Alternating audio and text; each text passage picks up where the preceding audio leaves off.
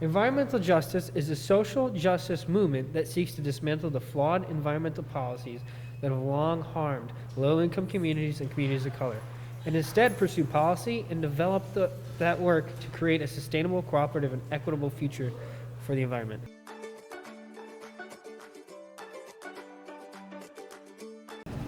I think of being responsible for your actions in the environment and how you as a singular person kind of affect the rest of the world. Mostly deals with like how like when we are working with like research or anything, like how we think of the impact on environment, like and those kind of things. But I don't know, like I truly am not that much well versed in the topic. Yeah, so I took Guy Schaefer's class, what was it? Environment and Society last semester. So I'm pretty familiar with like down in like Houston, the misplacement of like landfills and whatnot and power stations and how it's like disproportionate across different races. So I'm familiar with that, and that's kind of most of the extent of it, but that's kind of like my area. I guess not producing any e-waste that could be avoided, like minimizing as much waste as possible, and as, I guess, in a way that doesn't like harm any party participating in this, because that's not the kind of thing you can sustain. I do not know that much about it, especially not around here. I'm not from New York.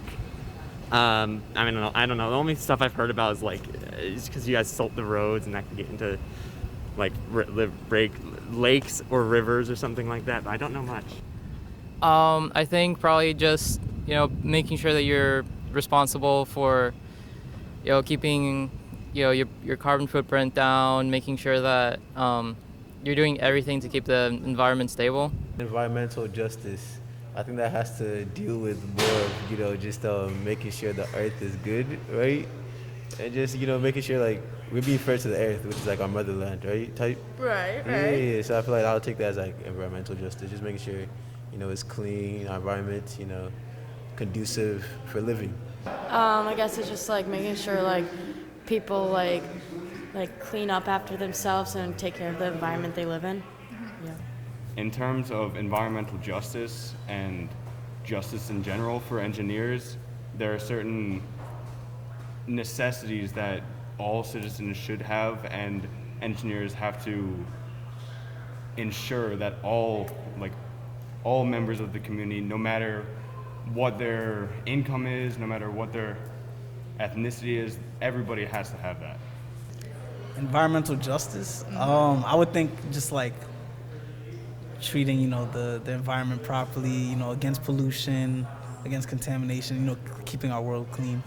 I mean, I'm not entirely sure. I'd imagine it just falls under preserving what we have left and just making sure we don't raise the global temperatures enough to, flood most of our coastal cities and cause a great uptick in natural disasters.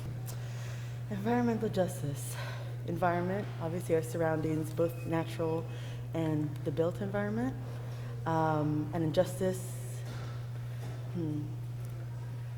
justice is also the word I think of rights, like justice. Okay. So the rights you have as an individual, as a community. So environmental justice, community taking part in their built environment and natural environment. Yeah. I think it is a great cause because climate change is real, and environmental justice is really important because a lot of the lower socioeconomic backgrounds don't really get that information in education. So I think it's very important for the future of our planet. Well, my current idea of it is that you're out to better the, You're out to improve climate change, right? To mitigate the damage and effects that it's causing, as well as any human rights violations that occur during this process.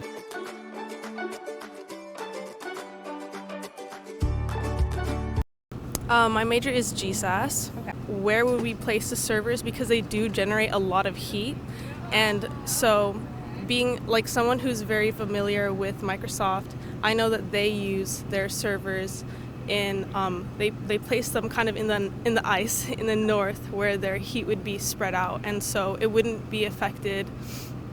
It would basically, the climate and nature would be kind of dissipating that heat naturally, and so we don't really have to deal with that affecting the rest of the environment. Yeah, my name is Dianko, and I'm a PhD student here at the ECSA department. Awesome. Yeah, so yeah, I'm in my second year now, and yeah, working on my PhD. My research also has something to do with, climate and these kind of things. So like I'm working on, energy and these kind of things. So like it's a project funded by the DOE. Awesome. Do you want to tell us a little more about it, or what you can?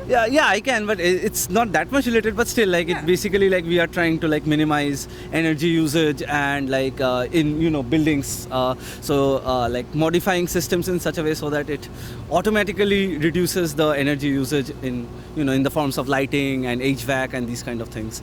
So it's pretty interesting. Like these, I like these things, like thinking about the problems so that they can be solved. Hopefully for making the place better. My name is Connor Foreman. I'm a material science engineering major, and I'm a sophomore. Off the top of my head, just like ocean plastic, I know that's like a huge problem, but in terms of like environmental injustice or justice, I'm not really sure. This is my buddy Bruno. How we doing today, What's Bruno? up? I'm pretty good. How are What's you? your major? I'm a Mickey. I think for the most part, probably developing systems for, filtration, cleaning. Obviously, there's other issues with filtration, as in how do you dispose of the filters, how sustainable is that part. But I would say making sure that we're creating, because the soot comes from inefficiencies, right? It's not like something that we can really control. So if we're burning this trash, we can't really say, make sure that it's being fully burned, right? So I would say for the most part we can try to look at first developing other options, right? Instead of burning it or having it such that you create this problem in the first place. First develop other options. And for the second part, making sure that whenever we are using these options, we're making sure that they're clean. I would potentially say, as a computer science major, most definitely will be a solution. I mean, as a computer science major, we also look at data analytics. So just like looking into like different areas and just how pollution is, like map it out, whether it's like through some type of programming to form some type of graph or some type of like, just some type of pattern, just to recognize where, most of this environmental injustice happens. I feel like computer science major could potentially do that.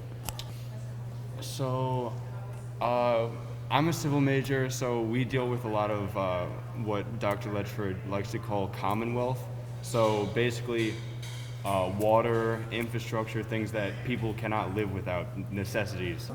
A little bit like in class we talk about how like reactors have malfunctioned and like harmed the environment, but we also talk about how like energy efficient it is and how like the sorry, I'm blanking. But how like the power that you can create from nuclear reactors can withstand lifetimes. Well, I feel like my major is like very broad, so some of us like just like be computer science people and just code all day and all night. So I don't know if like that has anything to do with it. I don't know if like that would use like any hard disk that you would throw away somehow and that would not be like degradable. I think it goes the same way for the other part of my major was like systems and like electrical stuff, I guess. Yeah, like there are some stuff like that we don't reuse, for example, like old computers or old like, parts that we can't reuse with the new like investments. So I would say that it's not especially good for it. Especially like with the electricity part. I'm currently a graduate chemical engineering major, but I was a biomedical engineering major for my undergraduate. One of the reasons why I wanted to kind of delve into the chemical engineering aspect was because of a lot of those environmental aspects, and I feel like that line of studies could help, at least in terms of our Earth. So I think definitely like playing a role and just being present and helping as best as I can in terms of the fight for environmental justice? As a mechanical engineer, well, obviously first stop burning. Right. Yeah. I tend to go on more on like the policy side, like government. That's perfect. Yeah. Less mechy stuff, but definitely grassroots efforts / going directly to government and asking to stop or do something about it. Yeah, creating laws.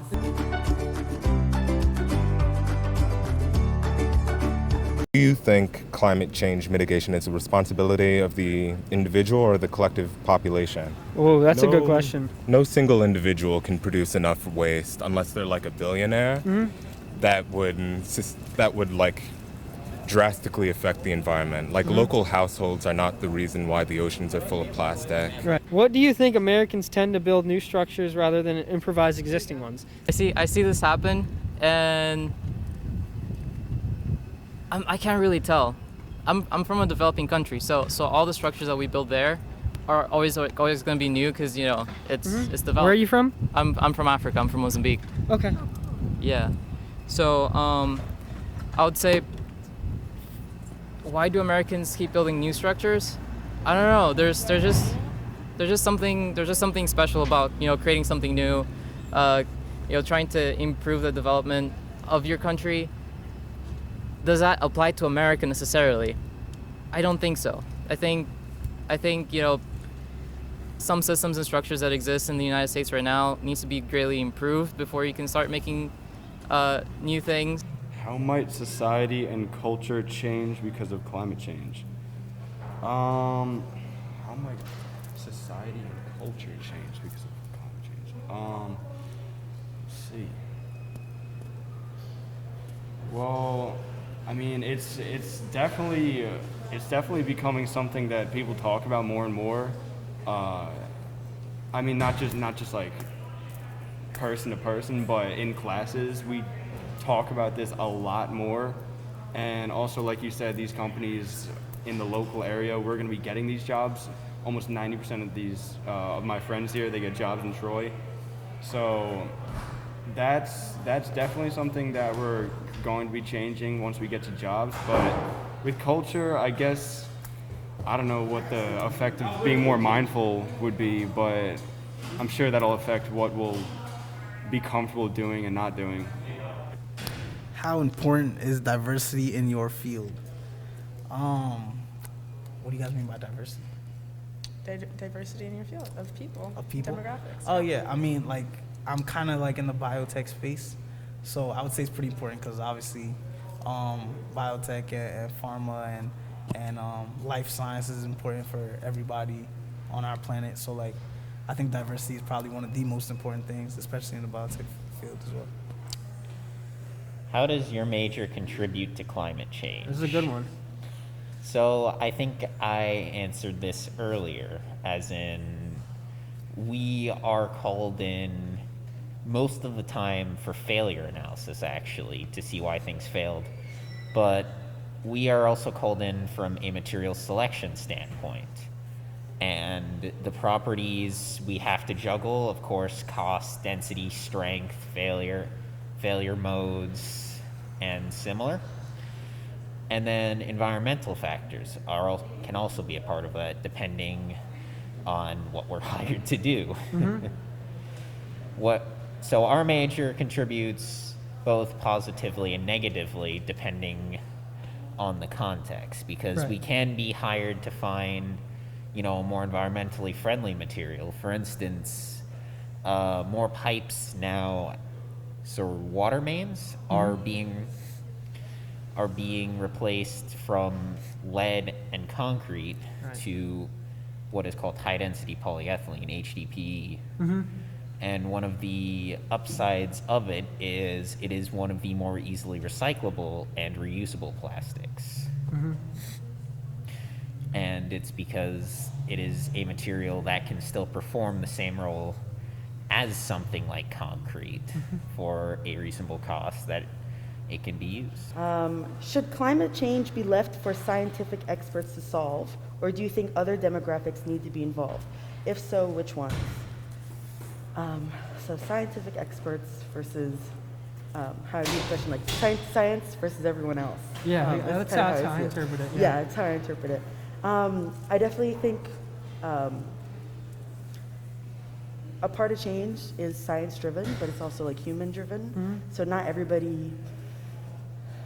I think the biggest part of change and solving climate change is also by the people who are affected directly. So those are the demographics. I think this question is asking, or no, what I think. Yeah, so people who are directly affected, people who have the knowledge to solve these problems, and I think that goes hand in hand Right. to solving the problem. What's your major contribute to climate change? Ooh. So, biomedical engineering, we do a lot of medical devices and medical equipment, and I know a lot of those equipments are not recyclable. So a lot of like the disposable things used in hospitals, anything from like hospital gowns to any biomaterials, once you use it, you just throw it and then it's gone. So I think a lot of the things that we're talking about right now is how do we reuse materials, you know, whether it's by recycling or just completely changing what we make the devices out of so we can, after they're used, we can use it another time or completely take it apart and rebuild a new one instead of, you know, wasting it.